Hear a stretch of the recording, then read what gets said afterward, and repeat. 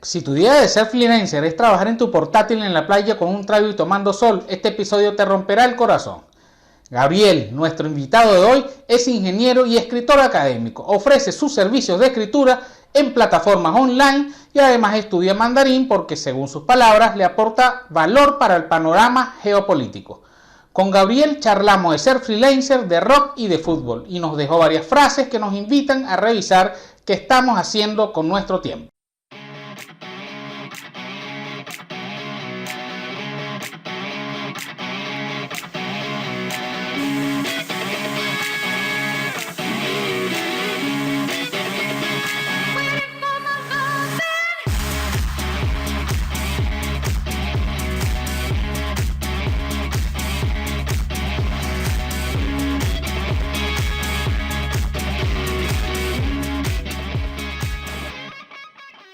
Bienvenidos a un nuevo episodio de Siempre Fuera de Lugar, tu no podcast de confianza.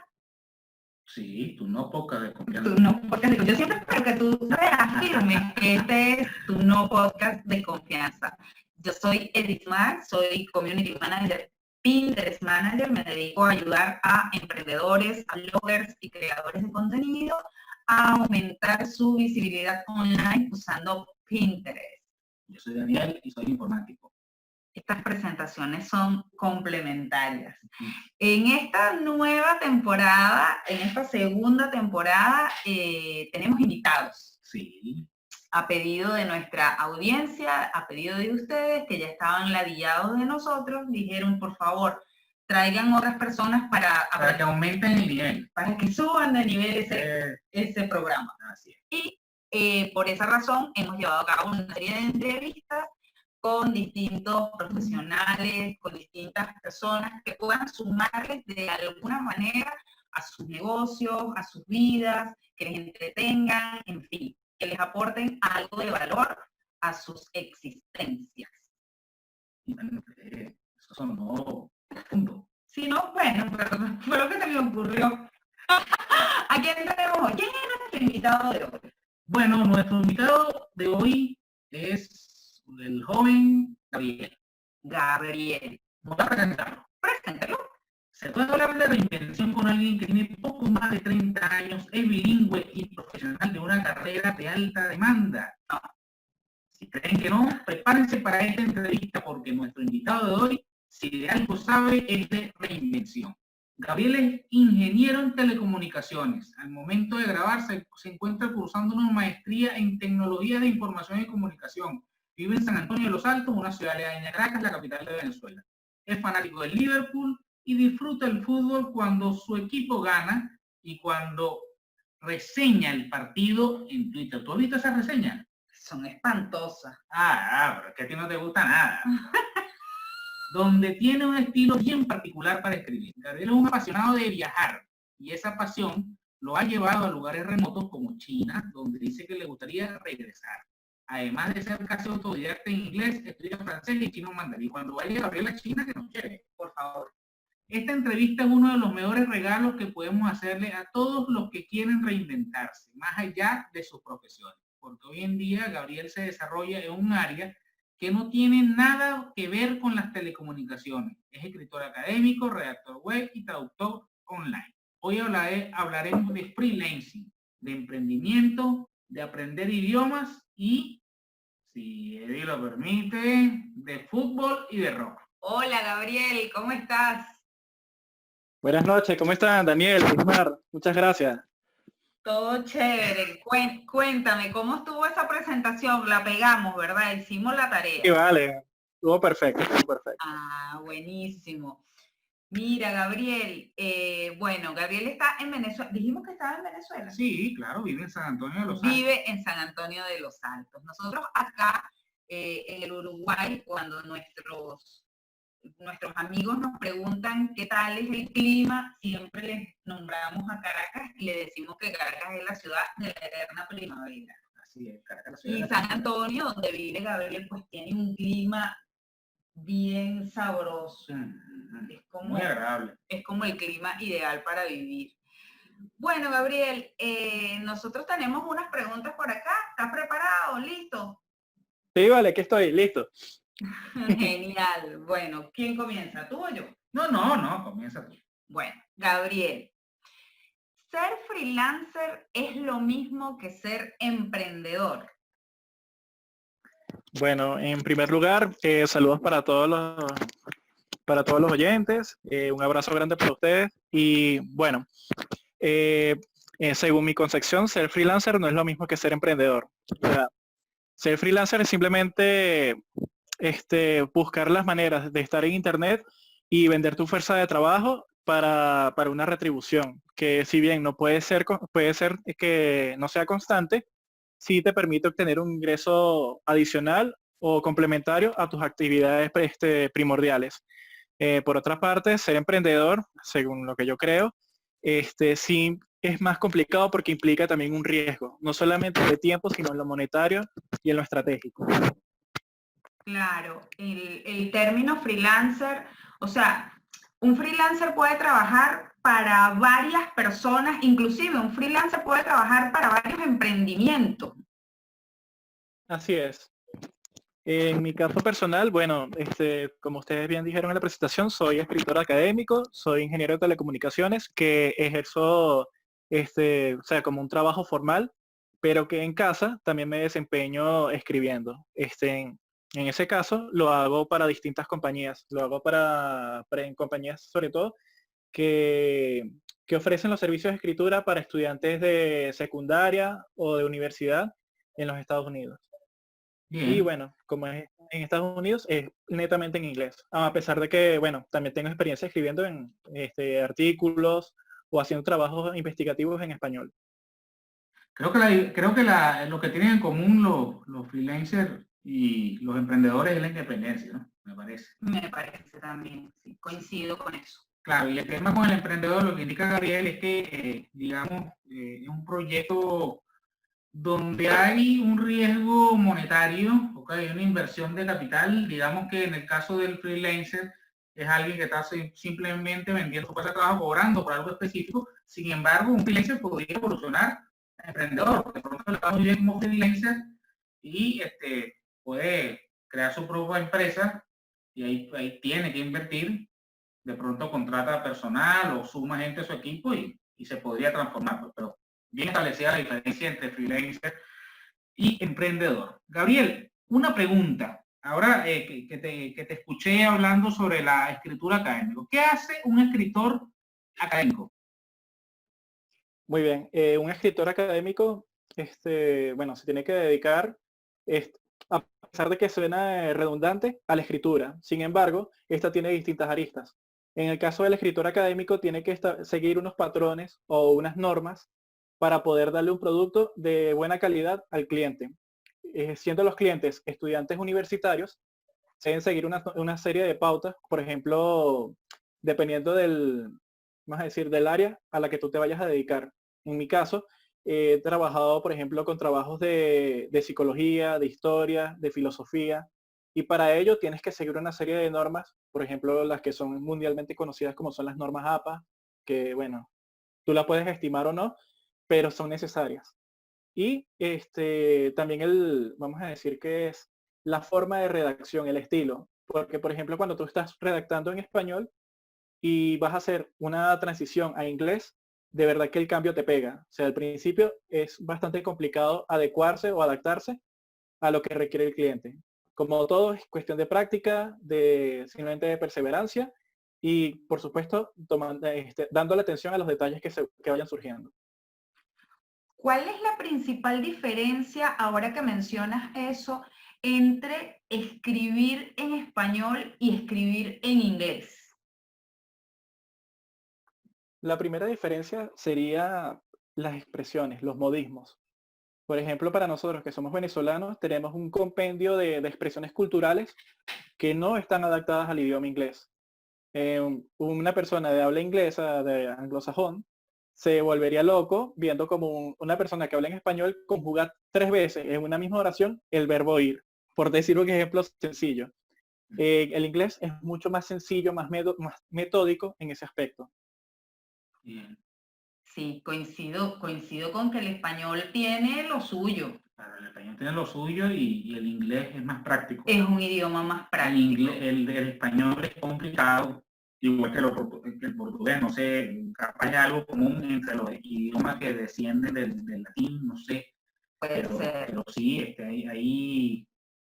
ojo, que también en inglés hay verbos irregulares y todo eso, pero me parece que el inglés es muchísimo más práctico, no se complica en cosas, esas cosas que se ven en español, por ejemplo, el agua que es género masculino, de repente si tú lo vas a decir en plural, son las aguas.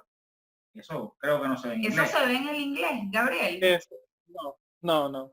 Eso no se ve en inglés. Por ejemplo, el plural y el singular para algunas palabras, es verdad. Tiene razón Daniel ahí. Exactamente. Bueno, Daniel te preguntó qué hace un escritor académico, porque claro, a él le hizo ruido eso de escritor académico, pero yo tengo que preguntar qué hace un ingeniero en telecomunicaciones, porque, no sé, ¿arreglan teléfono? Arreglan teléfono. ¿Estás escuchando lo que estás preguntando? En el círculo académico esa pregunta es algo ofensiva, ¿viste? Me ofendió, tómalo como una ofensa. No, ya se las tengo anotadas, Eddie. Está bien. Bueno, un ingeniero de telecomunicaciones es un profesional que está capacitado para trabajar en distintas aristas del área de las telecomunicaciones, que puede ser, por ejemplo, en la parte de transmisión, administración de redes, incluso hay una parte muy bonita que es la cual estoy trabajando actualmente, que es investigación y espectro radioeléctrico. Bien. Son los que bueno, no arreglan teléfonos, obviamente. Sí, con todo respeto a quienes arreglan teléfonos, ¿no? Lo que pasa es que son cosas diferentes, o sea, el oficio técnico de arreglar teléfonos y la profesión de ingeniero de telecomunicaciones son cosas definitivamente diferentes. Por las dudas. Por eso hice énfasis en la parte del círculo académico. Claro. En el círculo académico es ofensivo eso. Claro, y por las dudas, César, que es mi sobrino, que arregla teléfonos, si está escuchando este podcast, no te creas ingeniero en telecomunicaciones, César. Sí, César, no eres ingeniero en telecomunicaciones. Bueno, eso estuvo bueno aclararlo, sobre todo para mí, que soy esa tía imprudente que siempre va a ser ese tipo de... Eres la tía imprudente. Mientras no seas la tía imprudente que manda piolines y Tasmania. No, todavía no hemos llegado a ese punto. Gabriel, ¿cómo llegaste a la escritura académica? Eso me parece que debe ser una historia interesante porque, fíjate, tú eres ingeniero en telecomunicaciones, nos acabas de escribir lo que hace un ingeniero en telecomunicaciones, no tiene nada que ver con la escritura académica en lo absoluto, entonces nos gustaría saber qué fue primero, si fue la escritura académica o fue tu carrera de ingeniería en telecomunicaciones, y en caso de que haya sido primero la ingeniería en telecomunicaciones, ¿cómo fue que te encontraste con eso en tu carrera? Bueno, efectivamente, lo primero fue la ingeniería en telecomunicaciones. Estuve un tiempo trabajando en distintas empresas. Entonces, como bien saben, aquí en Venezuela la situación se puso cada vez más difícil y llegué a un punto en el que tuve que buscar opciones. Eso fue a finales de 2017, que, bueno, me inscribí en varias páginas, en varios portales para la búsqueda de trabajo freelance. Ya a mí me habían dicho que tratara de explorar esas opciones, que intentara aprovechar que, bueno, que yo tenía cierto nivel de redacción, de investigación, entonces, buscando en Freelancer y en Workana, se me presentó la oportunidad con una persona de Rusia, que de hecho, bueno, Workana es un portal para la gente que trabaja en español. Sin embargo, esta persona de Rusia me escribió, me mandó un mensaje directo y para expresarme que estaba interesado en personas que fuesen bilingües, para que pudiesen escribir en un servicio llamado Easy Shark, que es una página que ofrece el servicio de escritura académica para estudiantes de Estados Unidos. Entonces, bueno, fue bastante, para mí fue algo sencillo, porque en ese momento conté con el apoyo de mi pareja y ella me explicó más o menos cómo eran lo de las normas, o sea, cómo iba estructurado un ensayo académico, y después de eso lo que hizo fue, vamos a decirlo en forma sencilla, ponerlo en práctica. Esta persona de Rusia me pidió un ensayo de prueba para saber cuál era mi nivel de conocimiento de inglés, nivel de redacción, el nivel de investigación, porque claro, uno tiene que buscar también lo que son las citas bibliográficas, vamos a decir que crear una estructura, es decir, el título, el contenido, el primer párrafo de introducción, 3 párrafos de cuerpo de contenido, un párrafo de conclusión y las referencias en formato APA. Entonces, con esa valiosa ayuda, me aceptaron en el servicio y comencé a trabajar en noviembre de 2017. Buenísimo, pero fíjate que no es tan fácil como a veces lo quieren hacer ver en esas publicaciones de redes sociales de gana dinero desde tu casa. Y entonces te dicen, si sabes escribir, regístrate en todos esos portales y consigues trabajo freelancer de redacción y no sé qué. Y resulta que es un proceso bien minucioso y sobre todo que tiene una parte de investigación que para mí es la más importante. Así es, y tiene una parte de investigación que ese costo no es trasladado al cliente final, ¿no? Tal cual. Digamos que esa es parte de la inversión. Fíjate que en ese caso, un freelancer sí estaría, claro, ojo, no entendiendo muy bien la diferencia que explicó Gabriel al principio, no en el mismo nivel que lo hace un emprendedor donde está arriesgando dinero concreto y una serie de cosas. Porque fíjate que el freelancer sí se tiene que ver, al menos tiene que aplicar una inversión de tiempo. Claro. ¿Ok? Que bueno, que el tiempo finalmente se transforma en dinero, porque estás dejando de hacer cosas para invertirlo ahí y que puede pasar o que no te contraten o que te contraten una sola vez, etcétera, etcétera. Entonces tiene algo ahí de factor de riesgo. Claro. Sí, hay un factor de riesgo. Sí. Gabriel, y una pregunta. ¿Quién fija esos precios? ¿Los fijas tú? ¿Los fijan los clientes? ¿Cómo llegan los clientes? ¿Tú los buscas? ¿Cómo funciona esa mecánica? Muy bien. En ese Shark, vamos a decir que hay un sistema de precios ya fijo, que eso lo provee la página. Pero uno como escritor, uno puede elegir un precio dentro de un rango. Es decir, uno va a tener una ganancia siempre que siempre va a ser parcial. Según estimaciones, según lo que yo he visto, el escritor gana entre un 15 y 25% del precio total de la orden. Para buscarlo, ellos tienen un sistema que, bueno, van llegando una serie de órdenes, es decir, el cliente crea una orden en específico, lo pone con sus parámetros. Necesito que esto que tenga 3 páginas, que sea en formato APA, sobre todo en sistemas automatizados como Easy Shark, que una vez que uno genera el producto final, ellos lo adaptan automáticamente a lo que requiere el cliente. Uno lo único que se dedica es a trabajar y a escribir. Entonces, tú te metes en cualquier orden, eliges el precio que tú vas a ofertar por página, que es lo que a ti te tocaría en caso de que finalices la orden, y eso después se somete es una subasta realmente. O sea, la palabra para ello es bid, que en inglés es subasta. Y bueno, después tú te vas ahí adaptando a eso. Al principio es muy complicado porque, claro, eres un escritor novato, no tienes ningún tipo de reputación dentro de la página, pero una vez que tú generas 3 órdenes satisfactorias, ya puedes acceder a nuevos clientes, que generalmente esos panas son los que agarran y piden los trabajos más sencillos, simplemente para que tú te vayas adecuando. Hay algunas empresas que tienen una política de aceptamos un escritor y por defecto ese escritor tiene una orden asegurada con nosotros para que él se vaya acostumbrando al servicio.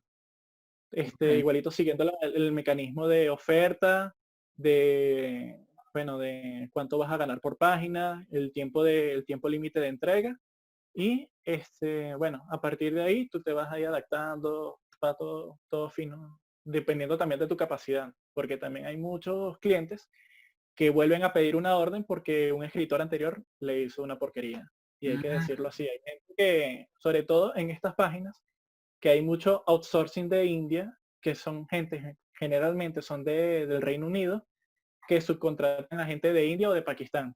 Entonces, vamos a decir que tú le asignas una orden a una cuenta, pero esa cuenta tiene 5 escritores distintos. dependiendo del momento del día. Entonces, cuando vas a entregar cuando van a recibir el trabajo final, reciben es un popurrí ahí de cosas sin sentido. Entiendo. Fíjate, una pregunta, Gabriel. Cuando hablas de plataforma, no estás hablando ya de Workana, estás hablando de la plataforma que es contratada para hacer estos ensayos académicos, ¿no? Sí, en esa plataforma, por ejemplo, en la que yo comencé a trabajar después de que conseguí esa oportunidad en Workana, se llama SC Shark. Y bueno, eso es una compañía que está radicada en Chipre, pero que le ofrece lo del servicio de escritura académica a gente de Estados Unidos. Ellos tienen su propio portal web. Tienes también, vamos a decir que tienes como cualquier otra página donde tú te suscribes, donde tú te registras, tienes una serie de condiciones que debes cumplir y tienen sanciones, tienen una cuestión de cosas que están bien estructuradas. Y bueno, a mi parecer esa página fue bastante importante para mí porque fue mi primera experiencia como freelancer. Buenísimo. Bien. Nosotros les vamos a dejar en las notas de este episodio la URL de esa página que está mencionando Gabriel para que los que estén interesados pues le puedan dar un vistazo. Gabriel, yo estoy completamente segura de que has cometido muchos errores en este camino freelancer, no porque tú hayas cometido errores, sino porque si algo tenemos seguro cuando emprendemos o cuando comenzamos a trabajar por nuestra cuenta en algo, sobre todo en un nicho que es totalmente distinto a lo que estudiamos, pues lo primero que tenemos seguro es que vamos a cometer errores. Sí. Si pudieras mencionarnos dos o cuáles son los que más recuerdas de esos errores y los quieres compartir con nosotros. El primer error, bueno, tendría que ser la falta de paciencia, que creo que eso es lo que nos sucede a muchos que necesitamos o que simplemente nos empujamos a un emprendimiento, a un nuevo proyecto. Hay que tener paciencia. En mi caso, bueno, el primer mes hice $30, que bueno, yo dije, bueno, está bien para comenzar, pero también te genera una cierta ansiedad porque tienes necesidades económicas que cumplir. Claro. Y otro también es no exigirte demasiado. Uno de los primeros trabajos que yo agarré en ese Shark fue un trabajo sobre ingeniería aeronáutica y eran como 11 páginas.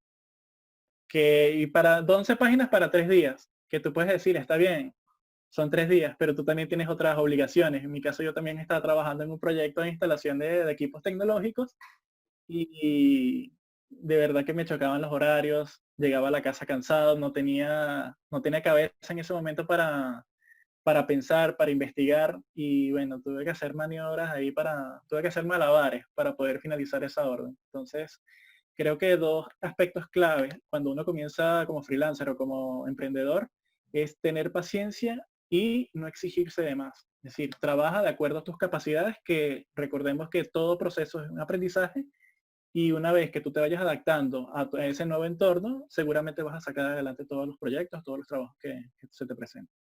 Bien, bien. Gabriel, hablando ya de otro tema acá, ¿no? O hablando de lo mismo, pero yéndonos hacia otro lado, dentro del mismo tema de la redacción académica, ¿qué tan importante es el SEO?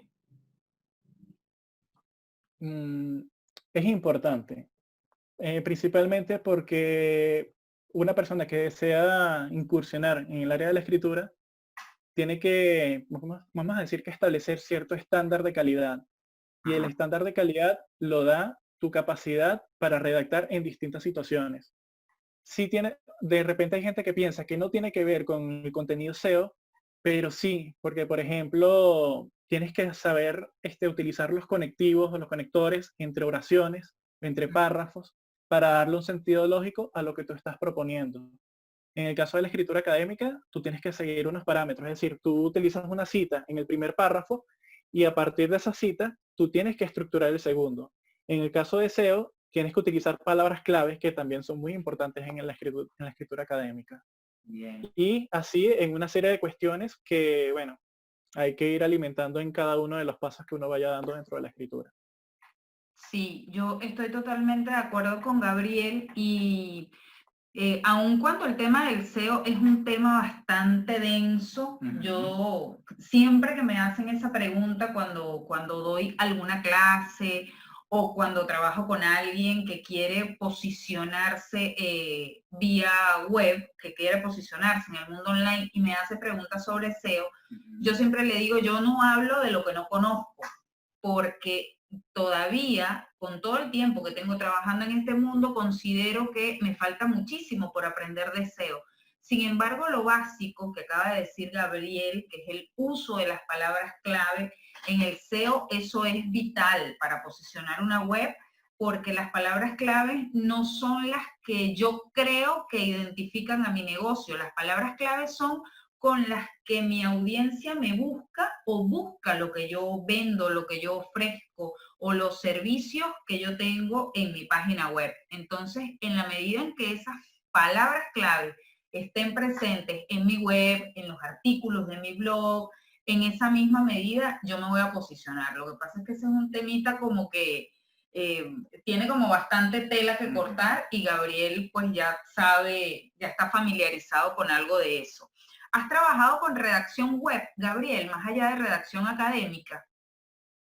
He tenido algunas experiencias con ello, principalmente para páginas o negocios de Estados Unidos. Por ejemplo, hace poco tuve una experiencia laboral con un centro de aprendizaje de inglés que es para personas que quieren aprender inglés como segundo idioma. Estoy radicado en Nueva York y bueno, estuve trabajando con contenidos donde trataba de cuidar precisamente ese aspecto, las palabras clave, porque la mayoría de las personas son latinoamericanos que están aprendiendo inglés.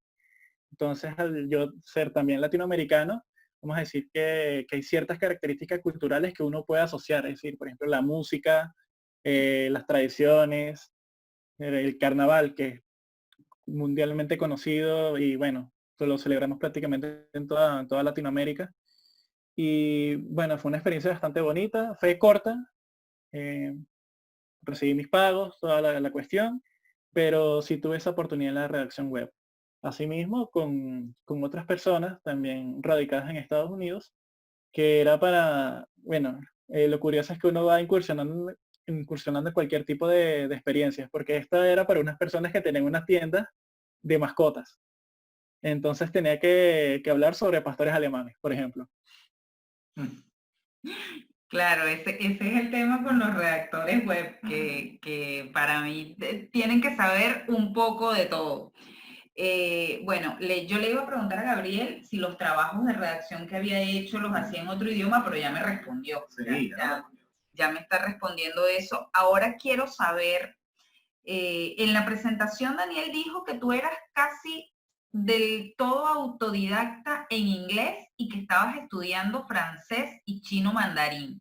¿Por qué esos dos idiomas? O sea, ¿por qué ahora francés y chino mandarín? Bueno, el francés, o sea, mi interés al francés comenzó cuando estaba estudiando mi carrera universitaria, principalmente porque varios de los textos que he utilizado para, por ejemplo, para las materias que estaban relacionadas con física, las buscaba en la biblioteca del Instituto Venezolano de Investigaciones Científicas, o IVIC, y los textos estaban en inglés y en francés. Imagínate estudiar teoría electromagnética en francés. Ese es el coco de la carrera, por lo menos en las telecomunicaciones. Entonces, ahí dije, bueno, a darle, vamos a decir que una oportunidad al francés. Sin embargo, bueno, sé lo básico, de verdad que escucharlo es un rollo para mí, tengo que ponerme con seriedad a escucharlo, pero el idioma que realmente me llamó más la atención fue el mandarín a partir de la experiencia que tuve allá en China. Y bueno, como todos sabemos, China está en camino a ser la primera potencia económica mundial, prácticamente va a tener influencia en todos los aspectos de la geopolítica, del mercado. Y si tienen la oportunidad de estudiar mandarín, háganlo, porque sí, está bien, es muy complicado con lo que tú quieras, pero aunque sea que tengas una noción básica del idioma, eso te va a abrir demasiadas puertas. En mi caso, bueno, fino. Tuve la oportunidad de empezar a estudiar en el Instituto Confucio y de verdad, bueno, tuve profesores bastante destacados. Mi primera profesora fue una italiana, imagínate, una italiana enseñando mandarín. De que te podrás imaginar lo crack que es esa señora. Claro. Y, y bueno, la única diferencia realmente con el inglés es que no puede ser autodidacta. De verdad que no, con el mandarín a mí me parece que es imposible. En inglés es muy fácil. En inglés yo lo aprendí jugando videojuegos, con eso te lo digo todo. Yo Bueno. jugaba videojuegos de niño y aprendí el inglés. Pero el mandarín, de verdad que no. O sea, te puedes poner a escuchar música, puedes ver películas con subtítulos, pero tienes que estudiarlo, tienes que tener un texto para poder aprender de él. ¿Qué es lo más difícil con el mandarín, Gabriel? ¿La escritura o el idioma hablado? El idioma hablado, porque tiene 4 tonos distintos cada palabra. Es decir, una palabra que tiene un tono alto significa algo distinto que una palabra que tiene un tono medio. O sea, se puede escribir de la misma manera, puede tener la misma caligrafía, pero significa una cosa totalmente distinta. Uy. Tú para pasar el primer nivel tienes que saber por lo menos 500 palabras. Imagínate, ese es el básico 1 para poder pasar un curso de mandarín. Tienes que saber solamente 500 palabras. Y después de eso, bueno, eso es un proceso de años.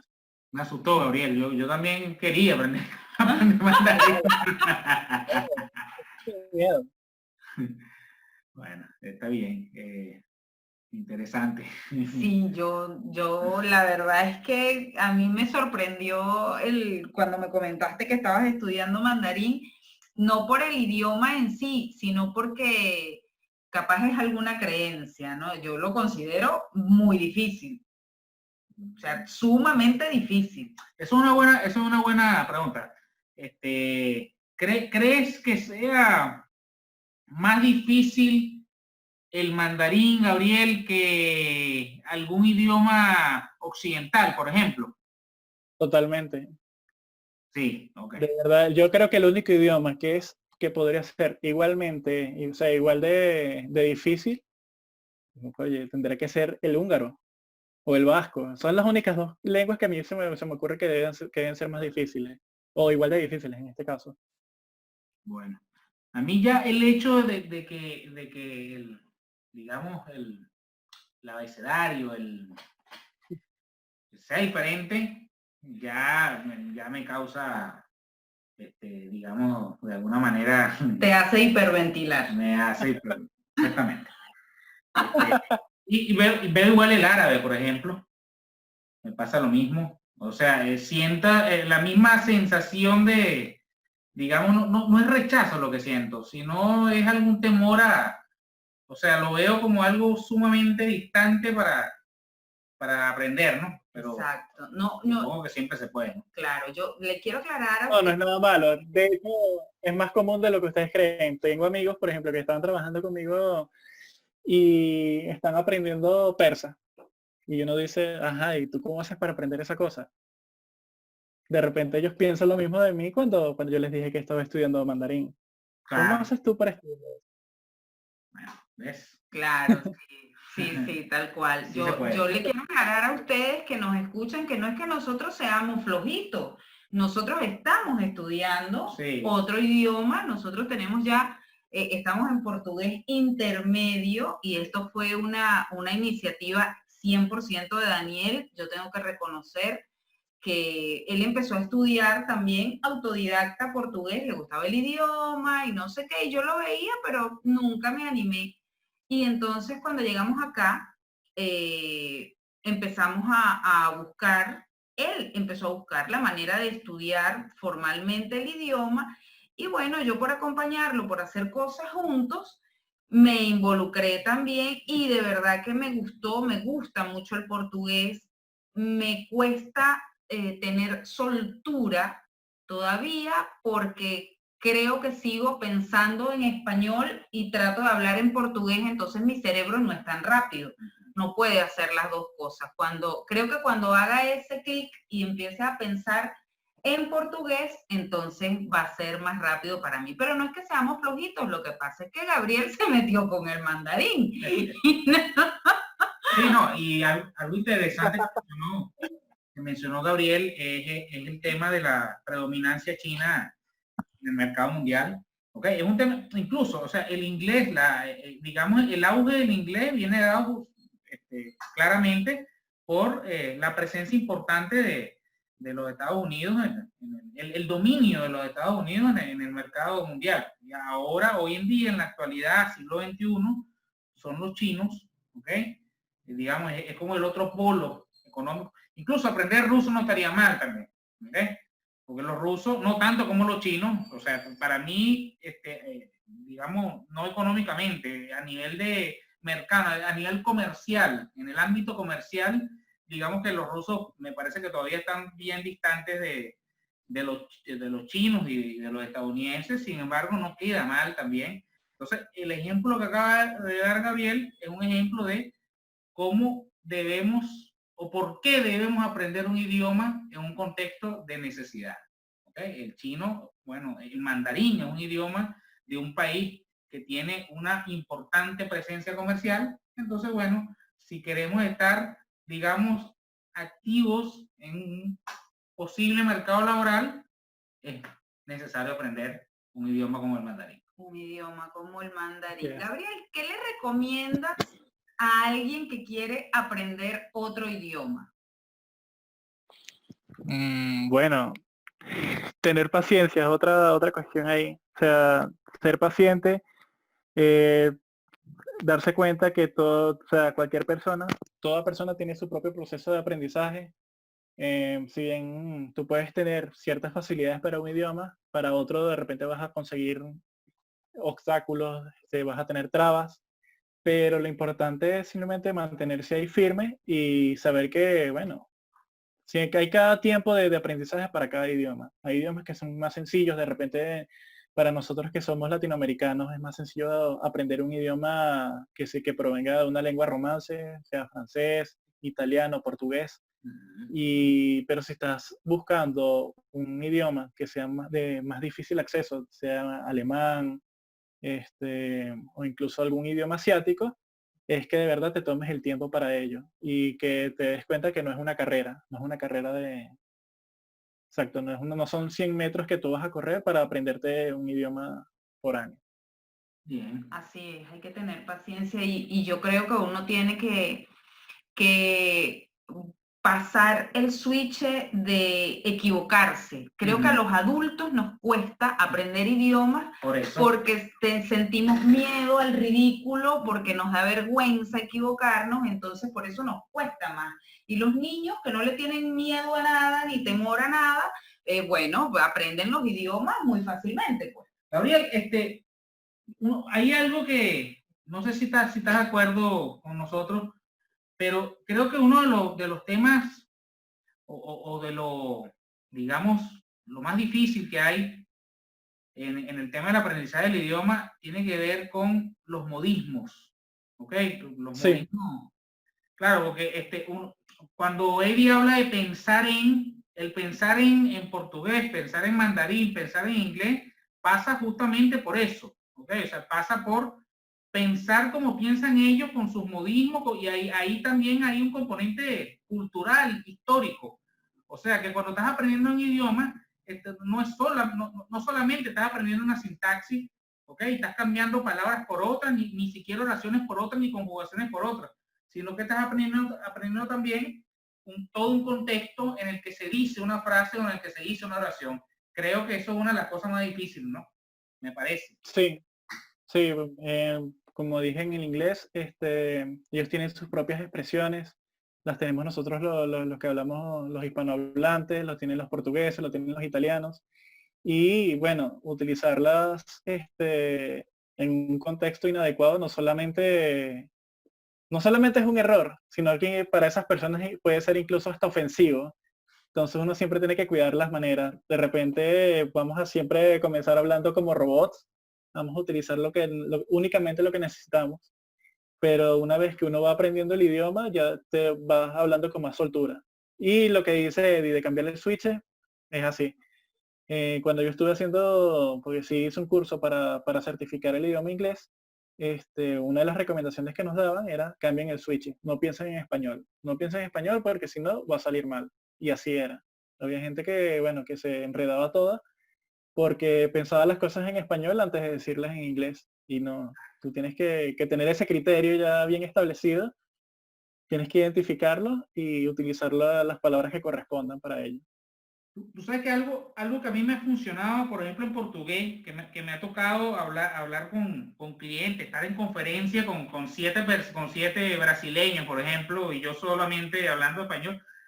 Algo que me ha ayudado es aclarar en las primeras de cambio que o mío portugués es muy ruim. ¿Ok? O sea, mi portugués es muy malo. Y entonces, claro, eso ya baja la presión, ya ellos me hablan más pausado, saben que puedo cometer algún error, que no es porque los quiero ofender, sino porque mi portugués es muy malo, pues. Entonces, eso me ha funcionado, pues. Entonces, de pronto, si estamos aprendiendo y si estamos aprendiendo un idioma y estamos empezando a interactuar con personas nativas de idioma nativo, eso puede ser una buena estrategia. Bueno, a mí me ha funcionado. Claro. No, así sí funciona, así funciona. Hace poco tuvimos un seminario web con una profesora de telecomunicaciones de Brasil y una de las primeras cosas que ella dijo fue eso, disculpen el portuñol, pero bueno, sí vamos a hablar en esta conferencia. Entonces Claro. siempre es importante aclararlo. Y salvando las distancias con el nivel de complejidad que pueden tener idiomas como el alemán, el mandarín, el ruso, el portugués también tiene lo suyo, porque no es el mismo portugués el que se habla en Portugal que el portugués brasilero. O sea, los modismos son distintos, la pronunciación, la entonación. Entonces, inclusive dentro del mismo Brasil, los modismos son muy diferentes. Son diferentes. No es lo mismo al sur del río. El Río Grande do Sur. Entonces, es distinto, por ejemplo, ustedes que están en Uruguay, la gente que está en Porto Alegre, de repente tienen mayor entendimiento con ustedes, que están allá en Montevideo. Perfectamente, sí.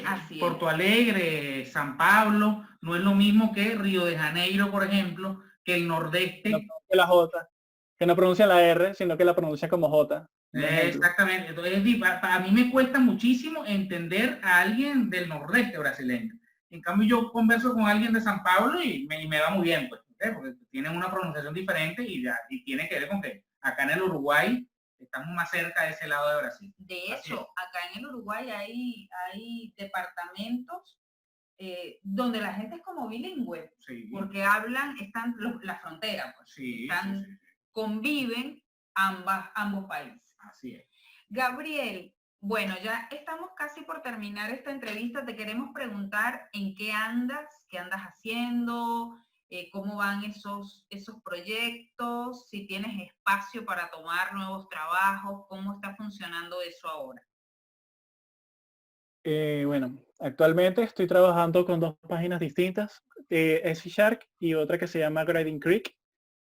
Ambas son de escritura académica, ambas funcionan de un modo, o sea, tienen similaridades, tienen similitudes, pero hay cosas distintas. Por ejemplo, en Grading Creek tengo que hacer todo el formato, sea en APA, en MLA, tengo que hacerlo todo yo. Y ese trabajo tengo que subirlo directamente en un archivo .doc, un archivo de Word al cliente. O bien sea una presentación, un gráfico, lo que ellos me piden. En S# es más sencillo porque hay un espacio de escritura que tú simplemente pones la información y ya el cliente, una vez que aprueba la orden, descarga el archivo en el formato que lo requiere. Bueno, también estoy incursionando en la parte de las traducciones, aprovechando el potencial que tiene ahorita las traducciones de inglés a español o viceversa. Y también algo de contenido web. Sin embargo, no, eso está todavía un poco verde porque, o sea, no es fácil salirse del nicho que yo conozco, que es la escritura académica, y empezar en otros lados. Pero bueno, ahí vamos poco a poco. También sigo trabajando como ingeniero, sigo haciendo todos los cursos que pueda, sigo aprendiendo. Cuestión de siempre estar moviéndose en algo. A pesar de que ahorita la pandemia, con la situación del coronavirus, de las cuarentenas, de verdad que ha golpeado bastante la economía por eso.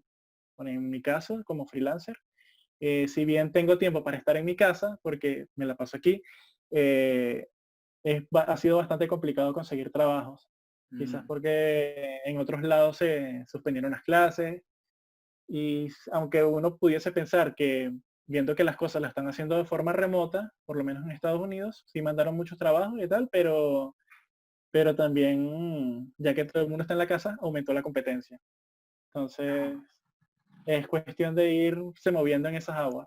buen punto ese, ¿no? Aumentó la competencia. Claro, Así es. claro, Como tal uno está en cual. casa, aumenta la competencia. Así es. Así mismo es. Bueno, Gabriel, nosotros les vamos a dejar a ustedes los enlaces a las páginas que mencionó Gabriel y le vamos a... ¿Por qué me miras así? No, quiero preguntarle a Gabriel. Gabriel, si alguien quisiera contactarte a ti directamente, para alguna redacción web, incluso para redacción académica, ¿eso es posible o tiene que ser a través de las plataformas? Bueno, pueden conversarlo directamente conmigo a través de mi correo electrónico, pero si desean también hacerlo por un medio ya, vamos a decir que más confidencial o más tecnificado, sería a través de una página. ¿Sí? Tú haces tu registro en la página, creas tu orden y puedes seleccionar o puedes solicitar, mejor dicho, al escritor que tú desees. Bien, De todos modos, sí, bueno, siempre están en los perfiles profesionales de uno, está LinkedIn, está en Workana, está en freelancer.com, estoy presente en todas esas plataformas. Buenísimo. Para cualquier cosa, sea para orientación, para consejos, para trabajo, con gusto. excelente. Les vamos a dejar tu perfil de LinkedIn para las personas que quieran contactarte directamente y los enlaces a las páginas con las cuales trabajas para que puedan ingresar y allí te puedan contactar directamente con nombre y apellido, puedan solicitar, puedan crear su orden y te puedan solicitar a ti como escritor. Bueno, señores, señoras, señoritas, niños, niñes, todes y todos y todas. Estamos llegando al final de este episodio. Agradecidos con Gabriel por habernos acompañado y a todos nuestros invitados les pedimos que le regalen alguna recomendación a nuestra audiencia. Puede ser algún libro, alguna serie, alguna práctica, alguna página web, yo qué sé, lo que sea que a ti te haga sentido, que para ti haya significado algo y lo quieras compartir con las personas que nos escuchan, Gabriel. Bueno, primero que todo, muchas gracias a ustedes por la oportunidad. De verdad que ha sido bastante ameno este rato conversando con ustedes sobre distintas cuestiones, tanto en lo profesional, en la echadera de vaina, todo. Y bueno, ahorita en estos tiempos que de repente sientes que tienes mucho tiempo de ocio, que no estás aprovechando, que no estás siendo productivo, em, ya que estábamos hablando con el tema de los idiomas, una técnica que yo considero que es muy buena es ver alguna serie en el idioma que deseas aprenderlo y poner los subtítulos. Puedes dejar el audio como tú quieras, pero los subtítulos puedes ponerlos en el idioma que tú desees. Si estás viendo una serie en inglés, pon los subtítulos en inglés en vez de español. Así tú vas familiarizándote con el sonido y la pronunciación, o sea, lo que tú vas leyendo y la pronunciación. En mi caso, bueno, aprovechando que esta semana el trabajo no ha estado muy cargado, me pongo en la noche, por ejemplo, a ver un capítulo de una serie y lo veo en audio original. Así uno también va ejercitando. Es una buena manera. Y por lo demás, si desean incursionar en el área de escritura académica, eh, de verdad que pueden intentarlo, no le tengan miedo al asunto, de repente si van a tener que aplicarse un poco con la parte de la redacción académica, lo que son las normas de escritura, las normas de citas, Mm. pero es bastante bonito. Yo de verdad que como ingeniero de telecomunicaciones he tenido la oportunidad de aprender sobre muchas otras cosas.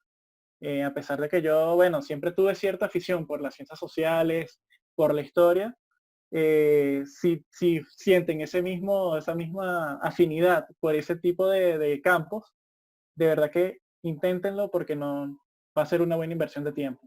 Bien, bien. Buenísimo. Bueno, sabemos que también eres fanático del fútbol, Gabriel. ¿El mejor cuadro de Europa cuál es? Actualmente, el Liverpool. ¿No es el cuadro del Uruguay? Oye, aquí me van a crucificar muchos, pero yo voy a decir que Nacional. Soy más del bolso Qué grande que eres, nada. Gabriel. Qué grande.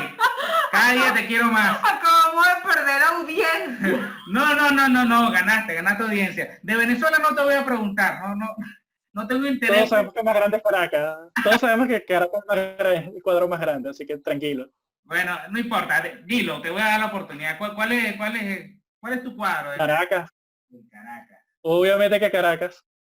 Una banda de rock no hispanohablante. Actualmente, bueno, no, de cualquier época, vamos a decir que... ¿En época, sí? No, ahorita estoy medio mal pegado con The Smiths. Okay. No sé qué es eso. ¿Es algún Escúchalo. licor? Ay, no. Por favor, tiene que estar a la altura de la conversación. Una banda de rock hispanohablante. Cerú Girán, de Argentina. ¿Cómo? Cerú, Cerú, no la he escuchado. Ah, mira. de Charlie. Una banda de Charlie García. Mira. ¿Qué pasó, papá? ¿No has escuchado a Charlie? Claro. Sí, a Charlie sí. No me des más, Gabriel. Me está bajando mi reputación. Está bien. Excelente. Excelente. Bueno, Gabriel, nosotros agradecidos contigo de que te hayas tomado estos minutos para acompañarnos y para hablarle a esa audiencia que tanto nos quiere a nosotros y a pesar de nosotros mismos nos quieren. Así es. Hablarles acerca de tu experiencia, de esto en cierto modo es una reinvención y que ya tienes bastante rato en este mundo digital, no fue desde ahora y todas esas recomendaciones me parece que son súper valiosas, que a pesar de que no es fácil, a pesar de que no es sencillo y que hace falta mucha paciencia, es un recorrido gratificante para los que les gusta aprender, investigar, estudiar. Nosotros les vamos a dejar en las notas de este episodio los enlaces a las páginas que mencionó Gabriel. Les vamos a dejar su contacto para que puedan ubicarlo a través de LinkedIn. ¿Tú me quieres decir algo? No, está perfecto. Yo te estoy escuchando. Ok. Y ahora perdí el hilo. Estaba hablando de LinkedIn.